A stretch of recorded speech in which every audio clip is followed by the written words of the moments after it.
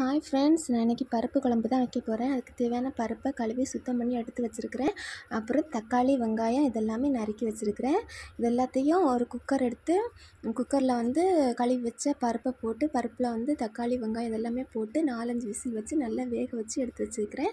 அப்புறம் அது வேக வச்சுருந்த பருப்பில் குழம்புக்கு தேவையான மிளகாத்தூள், மல்லித்தூள், உப்பு, பெருங்காயத்தூள் எல்லாம் போட்டு நல்லா புளி தண்ணி எல்லாமே ஊற்றி நல்லா மிக்ஸ் பண்ணி வச்சுருக்கிறேன். அப்புறம் அடுப்பு பற்ற வச்சு அடுப்பில் சட்டி வச்சு சட்டி நல்லா காஞ்சதுக்கப்புறமா எண்ணெய் ஊற்றி எண்ணெய் நல்லா காஞ்சதுக்கப்புறமா கடுகு, பட்டை மிளகா, கருவேப்பிலை எல்லாம் போட்டு பொரிஞ்சதுக்கப்புறமா நம்ம மிக்ஸ் பண்ணி வச்சுருந்த பருப்பு எடுத்து அதில் ஊற்றி நல்லா மிக்ஸ் பண்ணி கொதிக்கிறதுக்காக வெயிட் பண்ணணும். அந்த கேப்பில் நான் உருளைக்கிழங்கு ஃப்ரை பண்ணிகிட்ருக்குறேன் ஃப்ரெண்ட்ஸ். இது பருப்பு குழம்பு கூட சாப்பிட்றதுக்கு டேஸ்ட்டாக இருக்கும், அதுக்காக தான்.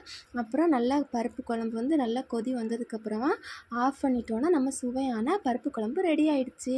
இது சூடான சாதம் எடுத்து அதில் குழம்பு ஊற்றி அதில் கொஞ்சமாக நெய் போட்டு சாப்பிட்றதுக்கு டேஸ்ட்டாக இருக்கும். நீங்களும் உங்கள் வீட்டில் ட்ரை பண்ணி பாருங்கள். பிடிச்சிருந்தா லைக் பண்ணுங்கள். டாடா பாய்.